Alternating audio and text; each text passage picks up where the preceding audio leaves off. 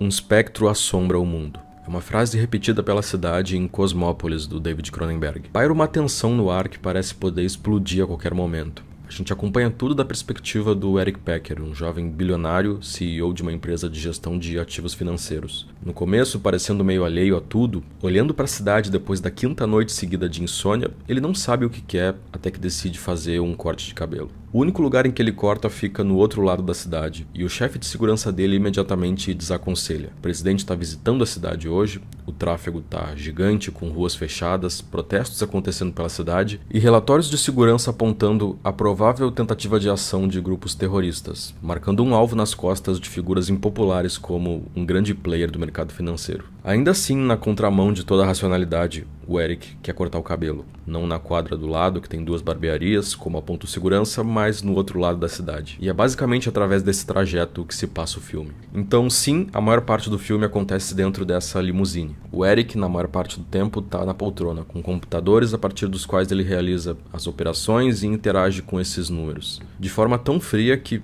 ainda que essas movimentações na escala de dinheiro que ele controla afetem a economia do país como um todo, nem parece que tem algo de humano por trás de tudo aquilo.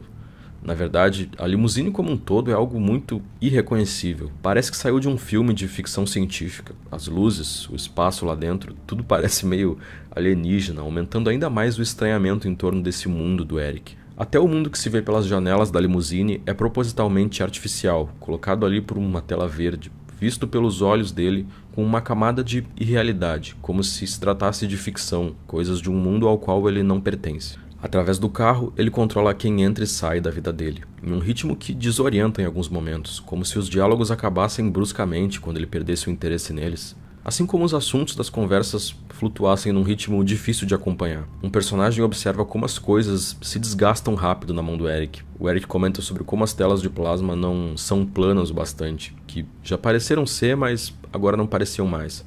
No tempo da mente dele, a obsolescência atinge tudo em volta, até as relações, num ritmo muito acelerado. Mesmo preso no tráfego e se locomovendo muito devagar, ele faz tudo, de conversa até consulta médica, acontecer na limusine, em movimento, num estado transitório de um ponto a outro. É dentro desse espaço meio surreal da limusine que o Eric faz uma operação gigante contra o Yuan. Ele aposta 104 milhões de dólares na queda da moeda chinesa. É uma moeda estável, que dificilmente teria uma queda significativa, mas mesmo diante de uma ação muito improvável de dar certo, até autodestrutiva, ele mantém a mesma frieza, distante. O senso de desorientação segue aumentando. Por um lado, ele está preso no tráfego, num tempo que parece dilatado. Por outro, a cada segundo ele perde milhares de dólares na operação, num tempo que parece ultra comprimido, em que pessoas entram e saem da limusine muito rápido, em que os capitais fluem numa velocidade que não dá para acompanhar, de acordo com leis e variáveis que são incompreensíveis para os personagens, que, de acordo com uma personagem, nem os especialistas conseguem mais prever.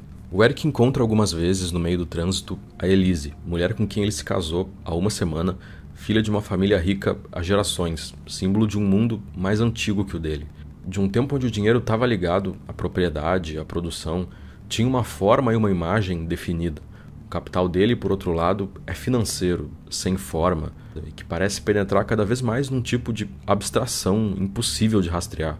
Eles falam várias vezes em cybercapital, que eu não sei o que significa, mas passa bem a imagem da coisa. Por mais que a Elise seja também obscenamente rica, tem algo no Eric que soa incompreensível para ela. Mesmo tendo se casado, no momento em que se encontram no filme, a Elise percebe pela primeira vez a cor dos olhos dele. Os dois o tempo todo performam uma normalidade que não entendem, que é tão estranha que dá um ar cômico pro filme, na plasticidade da atuação e dos diálogos. I'm trying to make contact in the most ordinary ways. To see and hear. We're like people talking. Isn't this how they talk?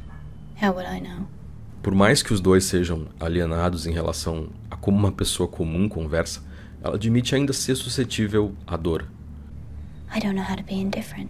Como se algo de humano que existe nela já fosse totalmente estranho ao Eric. É como se, assim como o Capital, o próprio Eric já virou uma coisa diferente, um outro tipo de existência.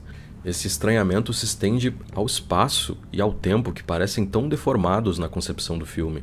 O Eric comenta, olhando pela janela da limusine, sobre como a palavra arranha-céu já não fazia mais sentido.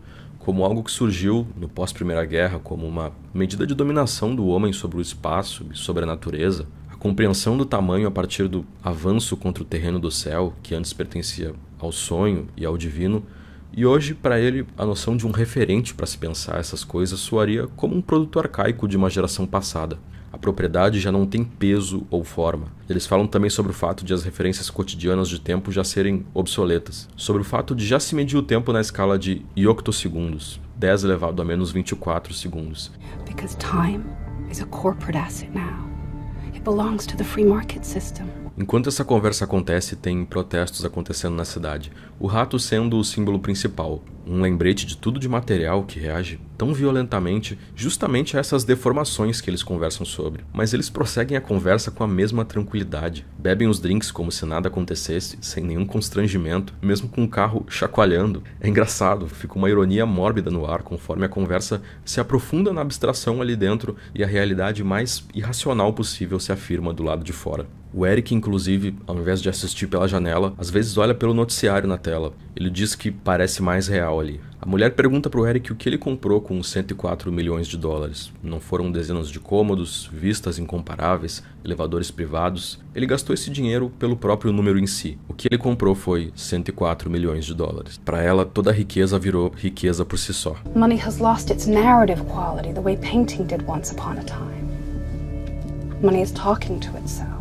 É só nessa ótica que a aposta contra o yuan faz sentido. Nessa nova forma do dinheiro, sem fim a não ser se multiplicar, consumindo tudo em volta. A economia está cometendo suicídio, mas nada mais importa. A aposta do Eric é uma aposta no caos, ainda que esse caos esteja prestes a explodir sobre ele. No filme a gente não sabe, mas o livro do qual ele é adaptado começa com a informação da morte do Eric, nas mãos de um ex-funcionário, cujo nome e o rosto ele sequer reconhece, desenvolvendo a partir disso como as coisas chegaram até esse momento. O que a gente vê no filme é esse processo estranho do Eric perseguindo uma sensação verdadeira, um recontato com o mundo que ele abandonou, numa busca extrema que externa o tempo todo a face doentia, em momentos como que ele pergunta para a guarda-costas com quem ele está tendo um caso sobre a tensão do taser dela.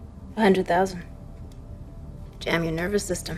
Como os números que passam por ele todo dia é uma informação fria, e ele expressa um desejo mórbido de ser atingido no peito e receber de uma vez a carga desses números. Sentir que realmente existe algo por trás deles. Ao longo de todo o trajeto percorrido no filme, que ele vai caminhando para a falência, destruindo o recém-consumado casamento, a gente assiste ele se mover lentamente nessa limusine como um grande caixão até a própria morte. O colapso, que parece ser o único fim possível dessa jornada. É um filme estranho, bastante desconfortável. Eu quero saber o que vocês acharam dele também, então comenta aí embaixo que a gente sempre confere tudo. Não se esqueçam que esse vídeo só existe graças à nossa campanha de financiamento. Quem é apoiador tem à disposição um catálogo de vídeos exclusivos para conferir e nos ajuda a fazer esse conteúdo existir. Então não esquece de dar uma olhada na campanha, eu vou deixar tudo na descrição. Meu nome é Otávio, deixa um like aí se gostou, compartilha e obrigado pela atenção.